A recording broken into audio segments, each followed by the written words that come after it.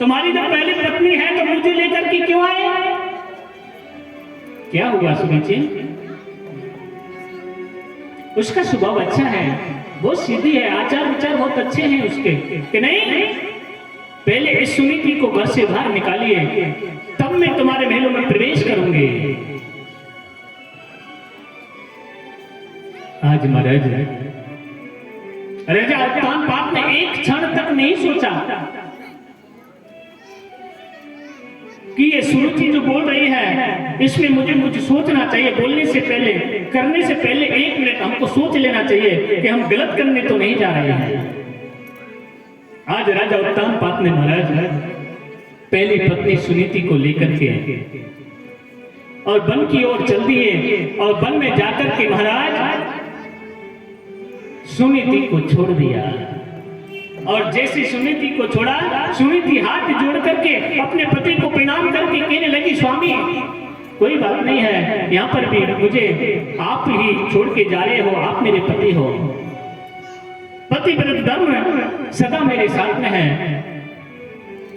आज सुनीति महाराज गर्भवती है, फिर भी सुनीति ने क्या कहा, मैं तो तुम्हारे नाम से, तुम्हारी आकृति से मेरा जीवन यापन कर लूंगी, आप हमेशा खुश रहना। उसी समय महाराज राजा उत्तानपाद वापस महलों में आ गए। आज सुनीति ने उस वन में ऐसी पनपटी बनाई, घास फूस की झोपड़ी बनाई है, और उस घास फूस की झोपड़ी में महाराज सुनीति ने अपने पति उत्तानपाद की आकृति को बना लिया और अपने पति की आकृति को बना करके और उस पर्णकुटी में निवास करते हैं। और जब भी शाम हो जाती है, खाने का समय होता है, तो सबसे पहले पति के लिए बोलती है, पति खाना खा लो ही स्वामी ही प्राणनाथ, खाना खा लो। पतिव्रत धर्म का पालन उस पर्णकुटी में हो रहा है। जो भी कार्य करती है अपने पति की आज्ञा ले लेती है। महाराज धीरे धीरे धीरे धीरे समय निकलता चला जा रहा है। सुखदेव जी कहने लगे, राजन, जब एक समय राजा उत्तानपाद को अपनी पहली पत्नी सुनीति की याद आई, अरे बहुत दिन निकल गए, मैंने मुड़कर के भी सुनीति की तरफ नहीं देखा। जिस स्थिति में, जिस हाल में मैं सुनीति को छोड़ के आया हूं, मुझे एक बार उसके पास चल करके देखना चाहिए था, क्योंकि वो गर्भवती थी। उसी क्षण राजा उत्तानपाद महाराज उस वन में गए और उस वन में जाकर के जो घास फूस की झोपड़ी है, पनपटी है, उसमें प्रवेश कर गए। और जैसे राजा उत्तानपाद ने अपनी पत्नी को आवाज लगाई, सुनीति, एकदम दौड़ करके सुनीति पर्णकुटी से बाहर आई, अपने पति के चरणों में प्रणाम किया और राजा उत्तानपाद को उस पर्णकुटी में अंदर लेके गई। अंदर महाराज जाकर के राजा उत्तानपाद ने देखा, मेरी प्रतिमा बना रखी है। सुनीति ने नेत्रों में आंसू आ गए। राजा उत्तानपाद रोने लगे, अरे देवी, मैं महलों में जाकर के तुझे भूल गया, तू इस वन में रहकर के भी मुझे नहीं भूली है। मैं एक सुरुचि नाम की कन्या के साथ विवाह करके तुमको मैंने त्याग दिया, आपने फिर भी अपने पतिव्रत धर्म का पालन इस वन में, इस पर्णकुटी में निभा रही हो। उसी क्षण महाराज सुनीति को लेकर के राजा उत्तानपाद अपने महलों में आ गए। और जैसे महलों में आए, सुरुचि दौड़ करके निकल के आई, क्या कर रहे हो?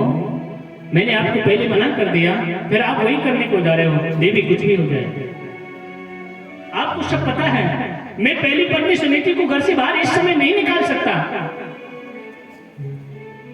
ठीक है, आप सुनीति को घर से बाहर नहीं निकाल सकते हो, महलों से बाहर नहीं निकाल सकते हो, पर लेकिन मेरी भी एक बात सुन लीजिए कि आपकी पहली पत्नी सुनीति का इन महलों पर कोई अधिकार नहीं होगा। इसकी जो पुत्र होने वाला है उसका कोई अधिकार नहीं होगा। कि ठीक है देवी, मैं आपसे वादा करता हूं, पर लेकिन सुनीति को इन महलों में रहना पड़ेगा। आज महाराज दोनों सुनीति और सुरुचि दोनों रानी रह रही हैं। धीरे धीरे समय निकलता चला जा रहा है। कुछ समय के बाद में सुनीति के गर्भ से एक बालक ने जन्म ले लिया और उस बालक का नाम है ध्रुव। बोलो ध्रुव महाराज की। और सुरुचि के गर्भ से भी एक बालक ने जन्म लिया है और उस बालक का नाम है उत्तम। महाराज धीरे धीरे बालक ध्रुव बड़े हो रहे हैं। 5 वर्ष के हो गए बालक ध्रुव। राजा उत्तानपाद ने अपने पुत्र के मुख को भी नहीं निहारा।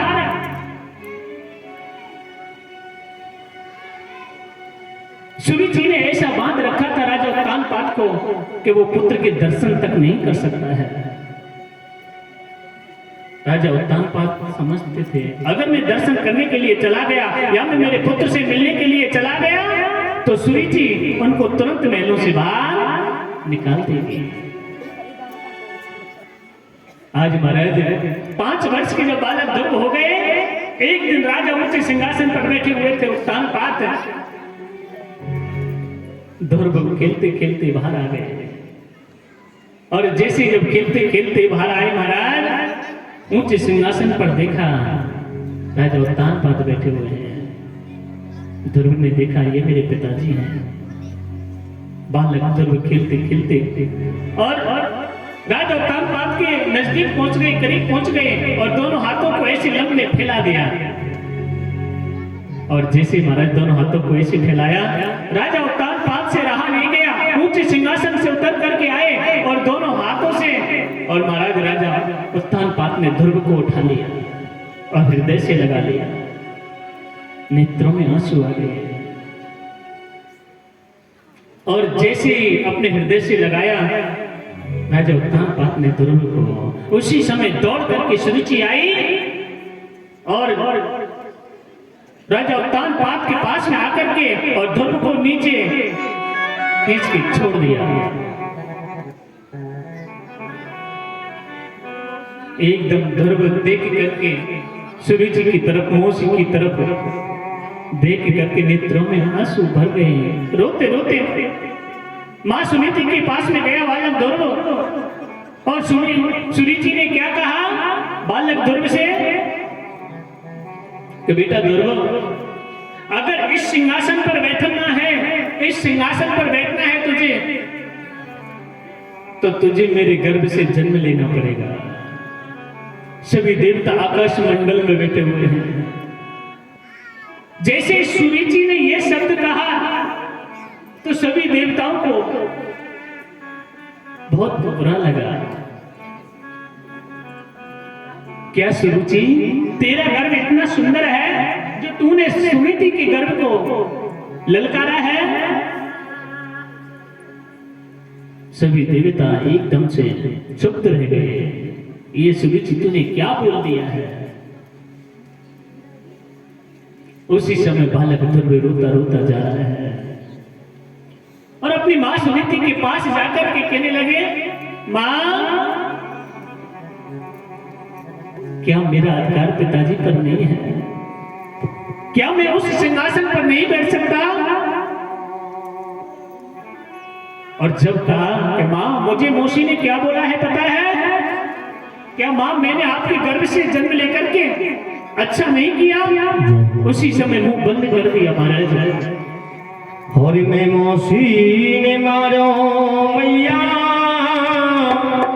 हरि में मौसी ने मारो, हर रोए रोए कहे ध्रुव महाराज मैया, मैं मौसी ने मारो,